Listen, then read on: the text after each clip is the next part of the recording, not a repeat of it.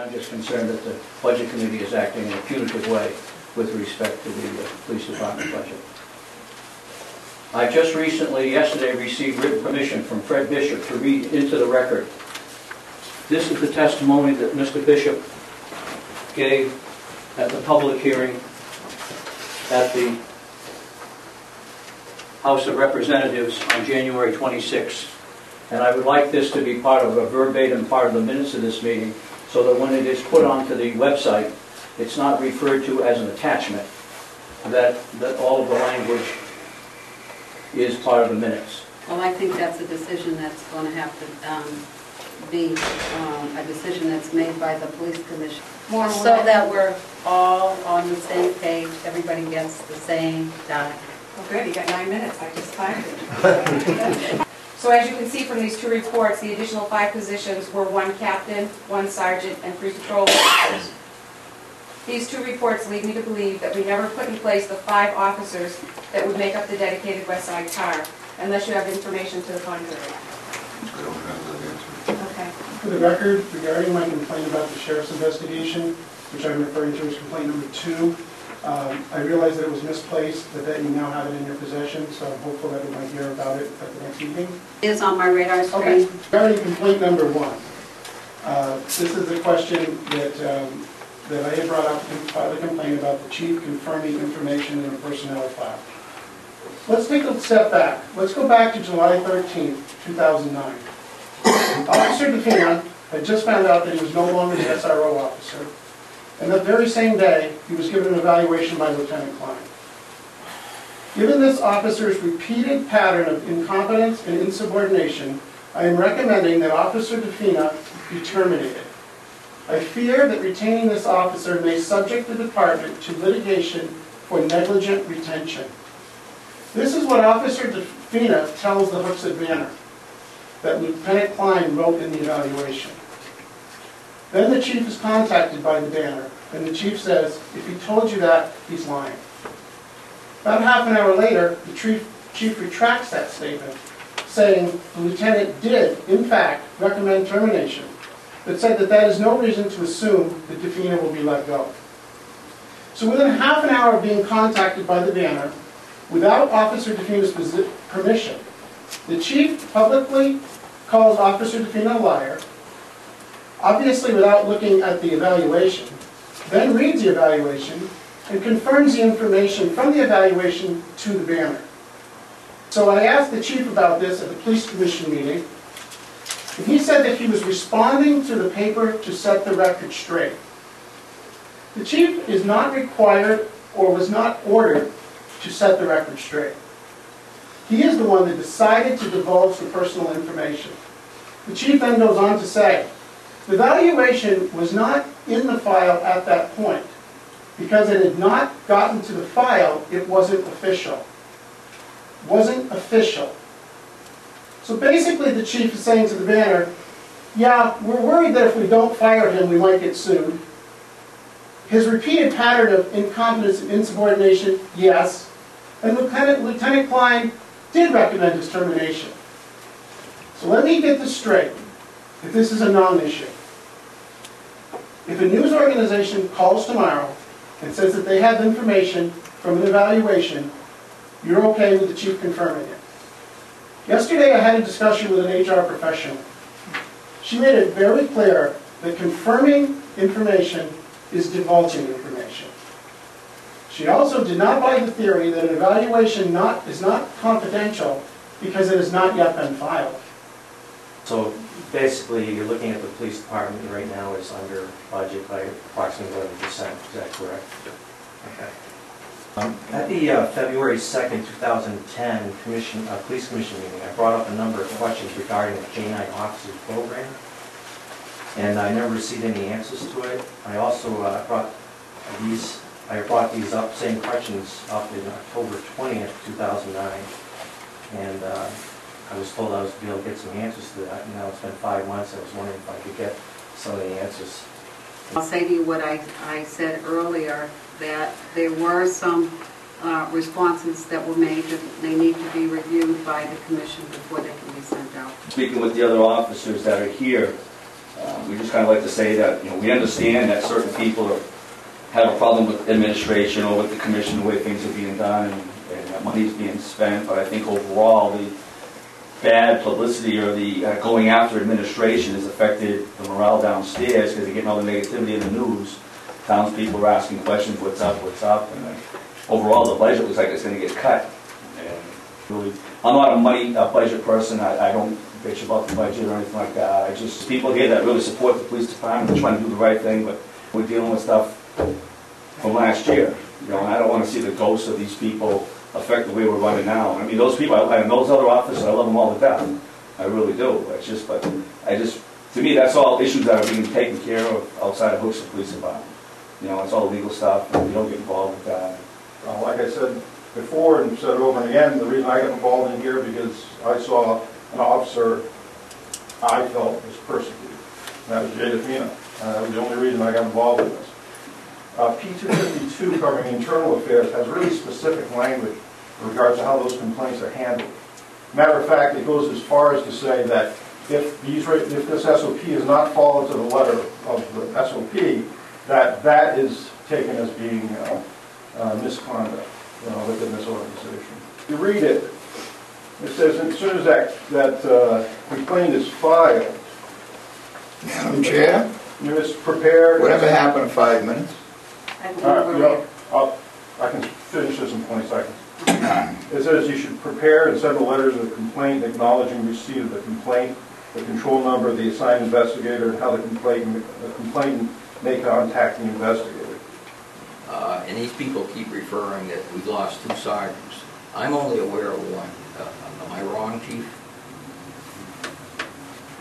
One sergeant resigned, one sergeant went to another agency.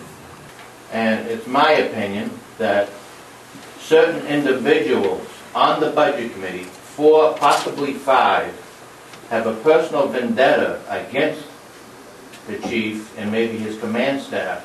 Does anybody want to address that question?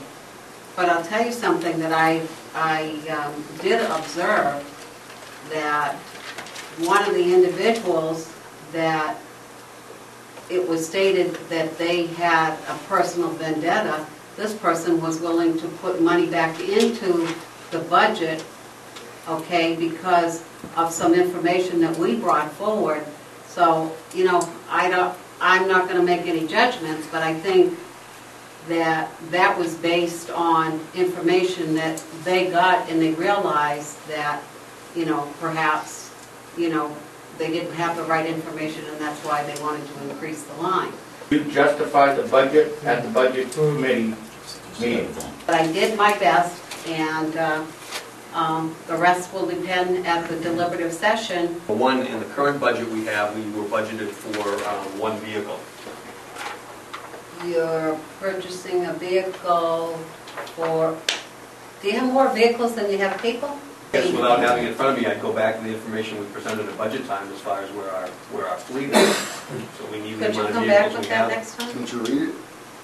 I did read it, but I guess I don't have a comfort level with regard to, the number of people. That's where I stand. We could have, as was suggested at our last meeting, to have HR, the town's HR person do it. And unfortunately, that's not something that can be done from the town's perspective. They suggested that it be done here, and that I'm sorry. Why? Well, I think because of the issues that may come up during the interview that are personnel issues that should be handled and known only within the agency, and it just should be separate. It's not doesn't come under their. But HR is supposed to be confidential anyway, no matter where it is. I think they didn't feel comfortable because they would have some potential reporting requirements, and that then takes it outside the chain to a chain purview. I did ask the chief last month, asked the chief, and I'll look to him again, that he is the leader here, and I guess I would ask him if he's willing to not take the raise to see if we can get the budget. And I'm just asking the question, this is no pressure on anybody, but I'm just asking the question whether or not he would be willing, because... I think the raises were proper, and I think they should stay. What I was just suggesting, that if perhaps, from our standpoint, that we were willing to go in and say that we would suspend them, would that bring a more favorable outcome on this budget? And that's all I am stating. Enter Gagnon said that he understood that it was bad timing, but I think he was looking for someone to break a tie. Did you meet with the staff? That was No. part of the recommendation. We're talking $13,436 for this fiscal year. That's what the raise is for the command staff. $26,874. So if you think that's a lot of money, well then, wait till we get a union, and that's where we're going.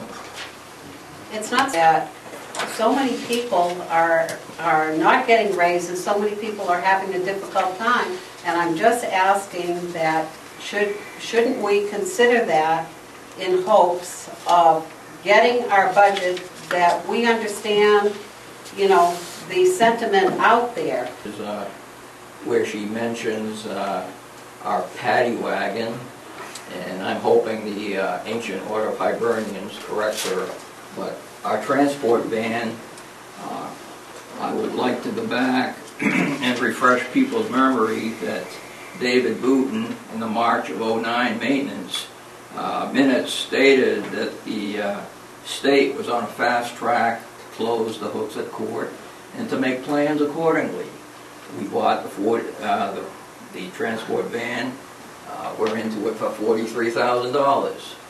At the last budget committee meeting, Chairman Peroni had expressed a concern that perhaps the cuts were getting too deep, that they were getting into bone, not flesh.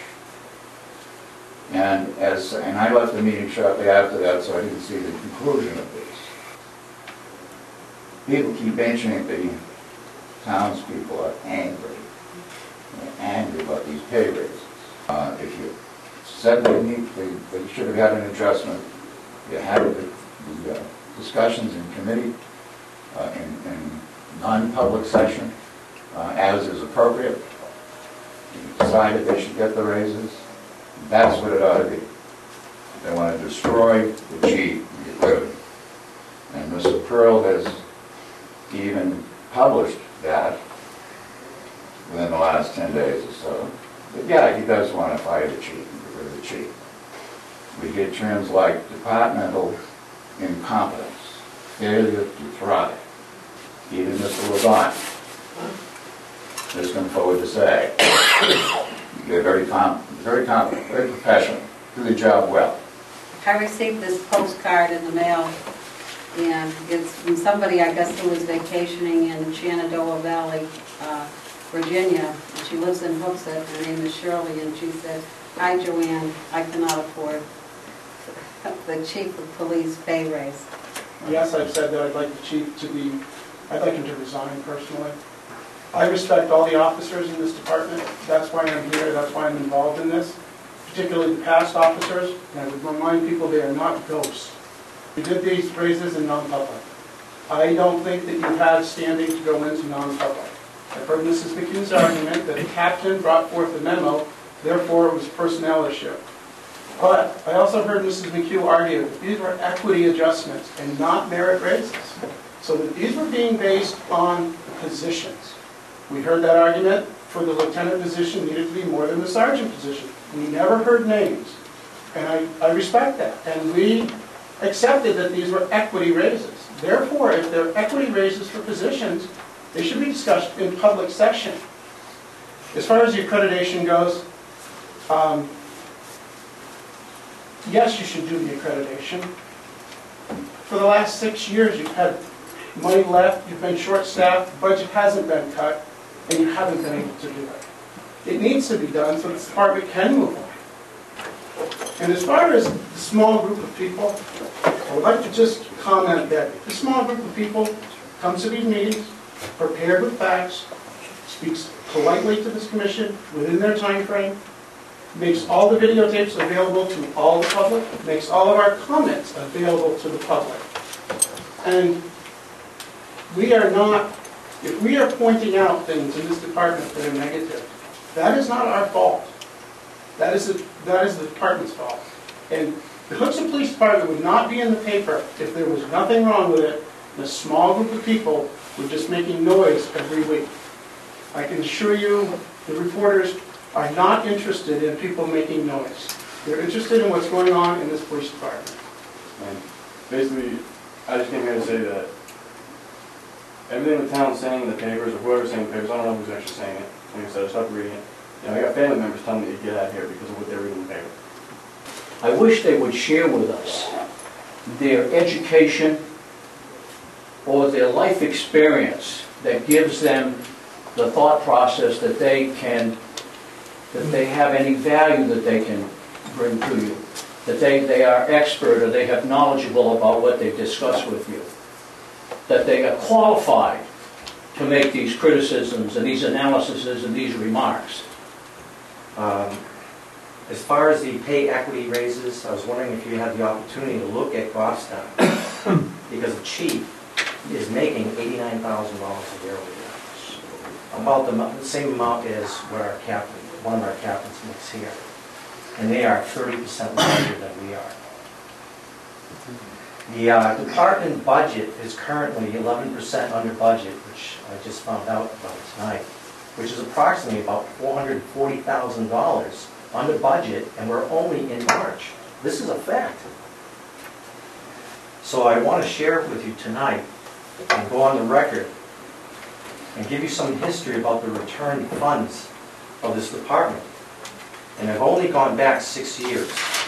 So anyways, going from the 03 to 06 budget cycles, only $135,000 was returned out of $950,000 for a total of 14.3%. And the 06 to 09 returns was $884,000 out of almost $1.5 million for a total of 59.7%. As far as John Maroney, if you take a look at some of his voting, I believe that he voted in favor for all the cuts. So I don't know why he was brought up. For what he said. Thank you. Thank you.